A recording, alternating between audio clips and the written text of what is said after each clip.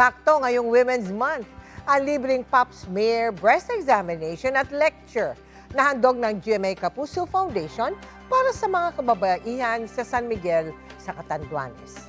Malaking tulong ito lalo't ayon po sa Health Department. Isa ang breast cancer sa nangungunang sanhi ng pagkamatay ng mga kababaihan. Hindi madali magtaguyod ng pamilya ng mag-isa. Ramdam yan ni Josephine, isang solo parent, pinagsasabay niyang pag-aalaga sa 7 anak at pagsasaka ng abaka para may maipantusto sa pamilya. Hiwalay na po kami ng asawa ko. Laban lang. Kahit na binabagyo tayo palagi, makakaahon din tayo. Dahil abala sa pagiging ina at tumatayo ring ama sa mga anak. Naisasantabi na ang pangangalaga sa sariling kalusugan.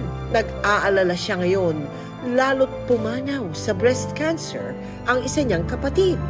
Ngayong Women's Month, kabilang si Josephine sa 60 kababaihan sa San Miguel na sumailalim sa libreng pap smear, breast examination at lecture ng GMA Kapuso Foundation. Cervical cancer, yung pagdudugo ng dinurugo po kayo ng hindi pa dapat ireglahin, may masakit na puson, yun po yun. Or may mga lumalabas na tubig o kakaibang amoy po sa ating mga puwerta.